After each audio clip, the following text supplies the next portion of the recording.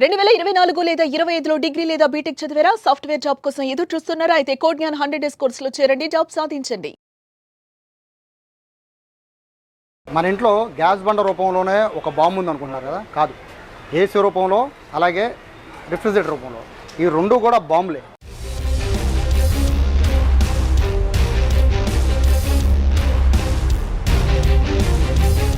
నిన్న చార్మినార్లో జరిగిన ఘటన చూసాం కదా, చాలా దారుణమైన ఘటన. ఏసీ కంప్రెషర్ పేలిపోయి అందులో ఉన్న ఈ గ్యాస్ లీక్ అయిపోయి దాదాపుగా 17 మంది దుర్మరణం పాలయ్యారు. చాలా బాధాకరమైన ఘటన. రెండు తెలుగు రాష్ట్రాలనే కాదు, దేశం మొత్తాన్ని కూడా కదిలిచేసింది.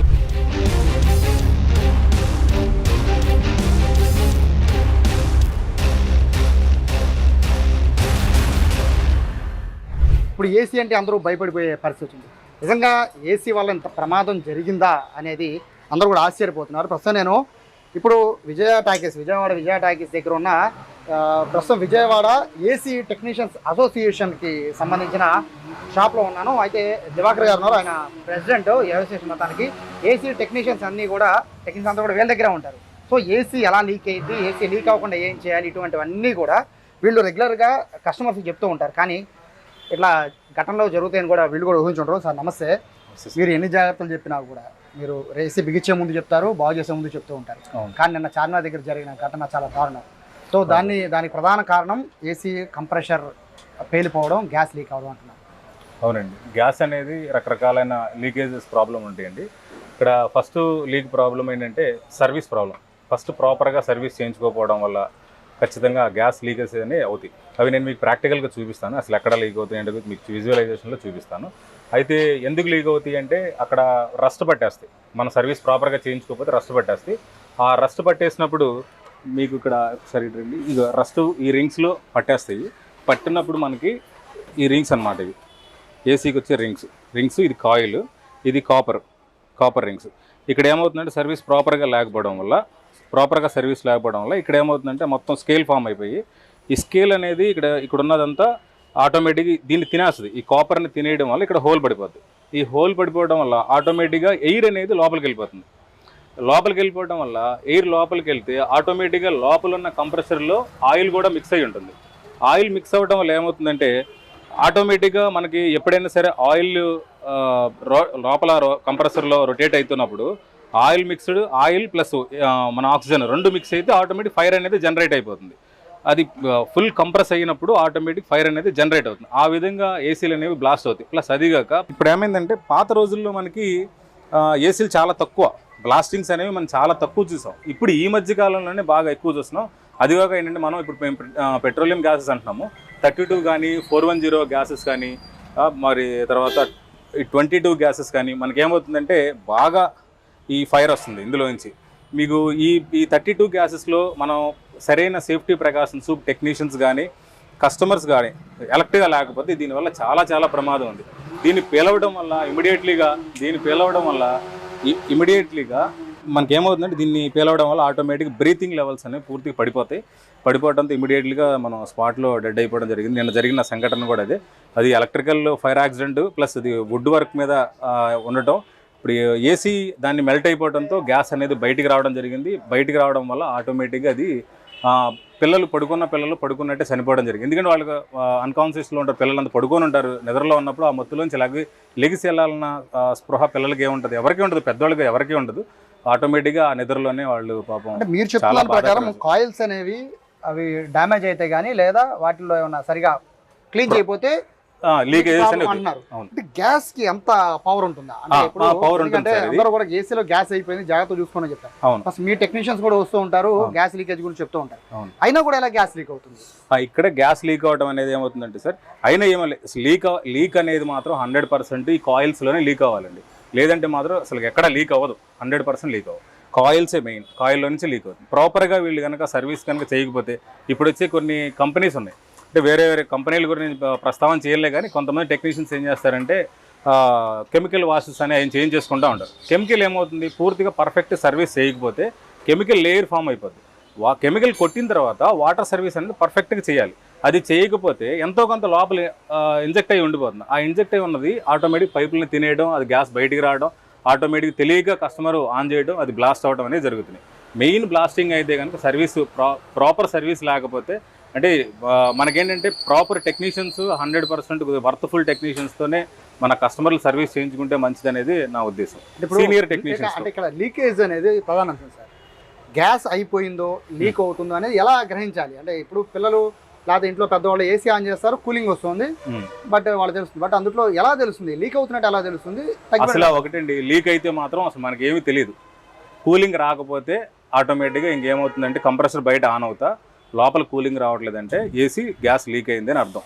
ఎక్కడ లీక్ అయింది అన్నది మనం ట్రేస్ అవుట్ చేసి దాన్ని పట్టుకోకుండా ఇప్పుడైనా కొంతమంది టెక్నీషియన్లు ఆటకాయతనంగా ఆటోమేటిక్గా అది వెళ్ళిపోయి గ్యాస్ అనేది వ్యాక్యూమ్ పెట్టాలి. యాక్చువల్లీ వ్యాక్యూమ్ కూడా చేయాలి. ప్రాపర్ వ్యాక్యూమ్ చేయకుండా గ్యాస్ ఎక్కిస్తాను అనుకోండి, ఆటోమేటిక్గా గ్యాస్లో కూడా కొన్ని మాలిక్యూల్స్ ఉండిపోయి లోపల ఉన్న ఎయిర్తో మిక్స్ అయిపోయి గ్యాస్ లోపలికి వెళ్ళిపోతుంది. దానికి కావాల్సినంత సఫిషియెంట్ గ్యాస్ ఎక్కకుండా తక్కువ గ్యాస్ ఎక్కుతుంది. ఎక్కడం దాని మీద కంప్రెసర్ మీద లోడ్ పడడం, బ్లాస్ట్ అవ్వడం కూడా జరుగుతుంది. అదొక కారణం అవుతుంది. ఇక్కడ ప్రధానమైన లీకేజ్ కారణం ఏంటి అంటే మాత్రం 100% సర్వీస్ ప్రాబ్లం వల్లే అవుతాయి. అంతకు మించి అసలు లీక్ అనేది అవ్వదు. ఇప్పుడు మనం ఏంటంటే జనరల్గా మనకున్న చిన్న మైనస్ ఏంటంటే ప్రతి కస్టమర్ ఏమనుకున్నాడంటే నాకు సమ్మర్లో ఏసీ ఉంటే చాలు, మాకు మిగతా టైంలో ఏసీ అవసరం లేదు అనుకుంటారు. కానీ ఇక్కడ ఏమవుతుందంటే ఇప్పుడు వచ్చే గ్యాస్ పాత గ్యాసెస్ కాదు, ఇప్పుడు వచ్చే లేటెస్ట్ గ్యాసెస్ అన్నీ కంపల్సరీగా డైలీ వాడాలి. వాడకపోతే ఏమవుతుంది అంటే ఆటోమేటిక్గా ఈ ఏదైతే గ్యాస్ ఉందో అట్లా స్టాగ్నేట్ అయిపోయిన గ్యాస్ కాపర్ పైపుని తినేస్తూ ఉంటుంది. దానివల్ల కూడా లీకేజ్ అయ్యే ఛాన్సెస్ ఎక్కువ ఉంటుంది. అందుకనే కంప్రెసర్ మేము సీనియర్స్ టెక్నీషియన్స్ అందరూ ఏం చెప్తారంటే కంపల్సరీగా రోజులో 1 గంట అయినా ఏసీ ఆన్ చేసుకోండి. ఎనీ టైం కనీసం వారంలో 3 గంటలు ఏసీ పనిచేయాలి, 3 నుంచి 4 గంటలు ఏసీ పనిచేయాలి. అప్పుడు ఏమవుతుంది, ఆటోమేటిక్ స్కేల్ ఫామ్ అవ్వకుండా అది తినేయకుండా ఉంటుంది పైప్ లైన్ అనేది మాత్రం మేము అందరికీ సీనియర్ టెక్నీషియన్స్ చెప్తున్నాం. ఎందుకంటే అది కనుక మనం వాడకపోతే ఖచ్చితంగా ఏసీని వాడాలి. ఇప్పుడు వచ్చే గ్యాస్ వాడకపోతే స్టాగ్నేట్ అయిపోయి ఆటోమేటిక్ కెమికల్ రియాక్షన్ జరుగుతుంది. అంటే ఇప్పుడున్న గ్యాసెస్ లో సార్ అంటే ఇదివరకు ఫైర్ అయ్యేవి కాదు కదా గ్యాస్. అవును. ఇప్పుడు ఎందుకు ఫైర్ అవుతున్నాయి? ఇప్పుడు ఇవన్నీ పెట్రోలియం గ్యాసెస్ ఇవన్నీ ఆటోమేటిక్గా ఓజోన్ పొరకి ఎఫెక్ట్, కార్బన్కి సంబంధించిన కంట్రోల్ చేయాలనే ఉద్దేశంతో ఓజోన్ పొరకి మనకి ఎఫెక్ట్ అవ్వకుండా ఉండాలనే ఉద్దేశంతో ఈ గ్యాసెస్ అనేవి ఇప్పుడు మనకి ఇంట్రడ్యూస్ చేయడం జరిగింది. దీనివల్ల 32 గ్యాస్ వల్ల ఏంటంటే మనకి ఓజోన్ పొరకి ఎఫెక్ట్ ఉండదు మెయిన్. దానివల్ల అందుకని 32 గ్యాసెస్ అనేవి మనం వాడుతున్నాం. ఇప్పుడు వచ్చి ప్రతి రానున్న రోజుల్లో కమింగ్ డేస్లో అంతా 32 గ్యాసెస్ వస్తాయి. అంత పెద్ద ఇండస్ట్రీలు అయినా సరే 32 గ్యాసెస్ కింద వస్తాయి సార్. మనం ఎందుకు వాడతారు? ఎందుకంటే మనకి మెయిన్ ఓజోన్ పొరకి ఎఫెక్ట్ ఉండదు సార్ ఈ గ్యాస్ వల్ల. మిగతా గ్యాసెస్ వల్ల మనకి ఏమవుతుందంటే కార్బన్ డైఆక్సైడ్ ఎక్కువ రిలీజ్ అవుతుంది, ఆటోమేటిక్ ఓజోన్ పొరకి ఎఫెక్ట్ అవుతుంది, ఎన్విరాన్మెంట్ దెబ్బతింటుందన్న ఒక ఉద్దేశంతో దాన్ని కంట్రోల్ చేయాలి, ఎన్విరాన్మెంట్ని మన సొసైటీని కాపాడుకోవాలనే ఉద్దేశంతో దాన్ని ఇలా డెవలప్ చేయడం జరిగింది. నిన్న జరిగిన ఘటన చూసుకుంటే ఏసీ సరే అది వాళ్ళు ఏ ఫ్లోర్లో ఉన్నారా పక్కన పెడితే, ఇక్కడ కింద వేరే షాప్స్ ఉన్నాయా అవి ఫైర్ అయ్యేవా కావా అని పక్కన పెడితే ఏసీ అనేది జనరల్గా అందరూ వాడేవి. సో తెల్లవారుజామున ఏసీ లీక్ అయ్యింది అంటే దాని రీజన్ ఏంటి? అంత తెల్లవారుజామున లీక్ అయింది అనేది ఏం కాదండి. ఇక్కడ ఏమవుతుందంటే లీక్ కాదు, ఇక్కడ మనకి ఎలక్ట్రికల్ షార్ట్ సర్క్యూట్ అయింది. ఫస్ట్ పాయింట్ షార్ట్ సర్క్యూట్ అవడంతో వుడ్ వర్క్ ఫస్ట్ తగలబడిపోతుంది. ఫైర్ అయింది వుడ్ మీద మన ఏసీ కూడా కూర్చోబెడతాం. అది వుడ్ చాలా స్పీడ్గా ఫైర్ అయింది.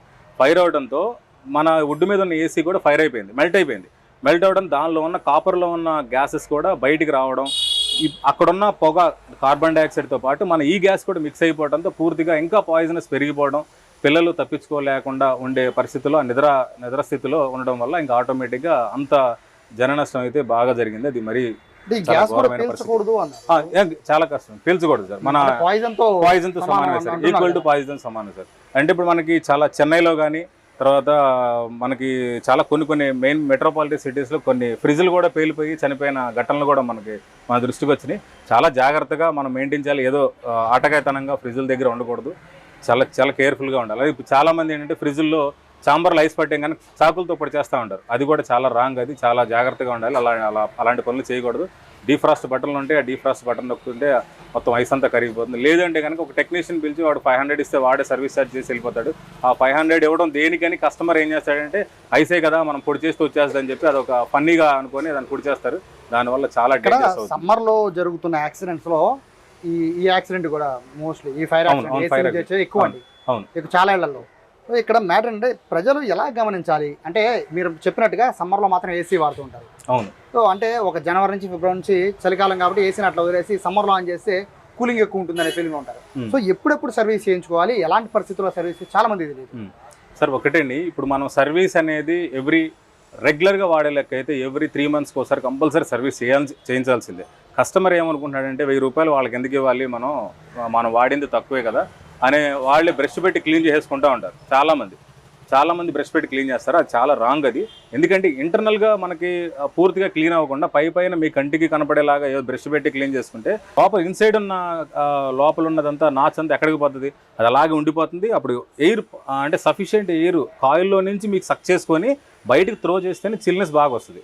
ఇప్పుడు కాయిల్లో నుంచి మనకి ఆ చిల్నెస్ రావాలి అంటే క్లీనింగ్ పర్ఫెక్ట్గా ఉండాలి. మరి ఆ క్లీనింగ్ పర్ఫెక్ట్ లేకపోతే పవర్ బిల్లు పెరుగుతుంది, ప్లస్ యూనిట్ పాడవుతూ ఉంటుంది. దానివల్ల మన ఆరోగ్యాలు పాడైపోతాయి. మెయిన్ ప్రాబ్లం సమ్మర్లో అట్మాస్ఫియరిక్ టెంపరేచర్ ఎక్కువైనప్పుడు మనకేమవుతుందంటే మన రూమ్లో టెంపరేచర్ మనకి చాలామందికి ఒక మైనస్ బాగా అలవాటు ఏంటంటే 22 degrees మీద పెట్టేసుకుంటారు లోపల. బయట ఏమో ట్రిప్ అవ్వదు. 22 రూమ్ టెంపరేచర్ 22 వచ్చిందాక కంప్రెసర్ రన్ అవుతానే ఉంటుంది. మరి రూమ్ టెంపరేచర్ 22 వచ్చిందా రన్ అవ్వాలంటే బయట అట్మాస్ఫియరిక్ టెంపరేచర్ మనకు వచ్చేసరికి ఇప్పుడు 48 దాకా కూడా ఉంది. లాస్ట్ ఇయర్ కొద్దిగా మనకి బాగా తక్కువ ఉంది, ఎండలు తక్కువ ఉన్నాయి. లాస్ట్ ఇయర్ మాత్రం 48 దాకా వెళ్ళిపోయినాయి. అప్పుడు అలాంటి టైంలో అట్మాస్ఫియరిక్ టెంపరేచర్ మనకు బాగా కంట్రోల్లో ఉంటేనే ఆ ఏసీలు అనేవి పనిచేస్తాయి. లేదంటే మాత్రం అవి కూడా ట్రిప్ అయిపోతూ ఉంటాయి. ఇప్పుడు ట్రిప్ అవ్వకుండా అలాగే ఏదైనా చేసి అలా పని చేసినాయి అనుకోండి, చేస్తే ఏమవుతుందంటే ఓవర్ హీట్కి కూడా బ్లాస్ట్ అయ్యే ఛాన్సెస్ ఎక్కువ ఉన్నాయి. ఇప్పుడు వచ్చే గ్యాసెస్కి ఓవర్ హీట్, ఎందుకంటే అది ప్రెషర్ ఎక్కువ తీసుకుంటుంది గ్యాస్, దానివల్ల కూడా బ్లాస్ట్ అయ్యే ఛాన్సెస్ ఎక్కువ ఉన్నాయి. దాన్ని కూడా దృష్టిలో పెట్టుకోవాలి. ప్రాపర్గా సర్వీస్ మాత్రం ఎవ్రీ 3 monthsకి ఒకసారి కంపల్సరీ రెగ్యులర్గా వాడేవాళ్ళు చేయించుకోవాలి. సో ఫైనల్గా చెప్పండి సార్, ఏసీల పేలిపోవడం అనే దాంట్లో చూస్తే పాత ఏసీలు కొత్త ఏసీలు అని ఒక వాదన వస్తుంది. పాత ఏసీలు పాడైపోతే దాని సర్వీస్ పేలిపోతాయి, కొత్త ఏసీలు కొత్తవి కదా 5 star రేటింగ్లో ఉన్నాయి కదా పెద్ద ప్రాబ్లం ఉండదు అనే 2 అపోహలు ఉన్నాయి. అది నిజంగా అపోహ నిజమా?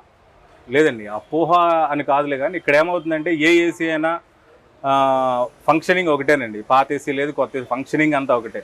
దానిలో వాడే గ్యాసెస్ మన మెయింటెనెన్స్ మనం పర్ఫెక్ట్గా ఉండాలి.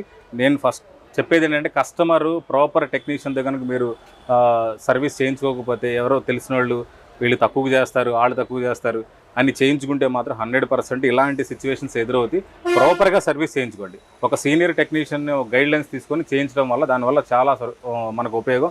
నేను బయట ఆన్లైన్లో మనకి ఏమవుతుందంటే 300కే 499కే సర్వీసులు చేస్తాం అదని అంటూ ఉంటారు. కానీ దీనివల్ల ఏమవుతుంది, మనకి వాళ్ళు ప్రాపర్గా సర్వీస్ అవుతుందా అంటే అది ఎంత మటుకు కరెక్ట్ తెలియదు.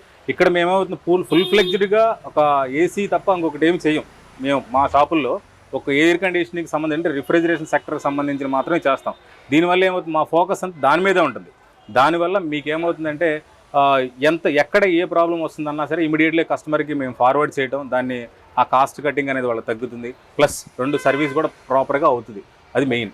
రైట్. సో ఇది దివాకర్ గారు చెప్తున్నారు. ఆయన ఏసీ టెక్నీషియన్స్ అసోసియేషన్ మొత్తానికి అధ్యక్షుడు. సో వీళ్ళ దగ్గర 100 టెక్నీషియన్స్ ఉంటారు.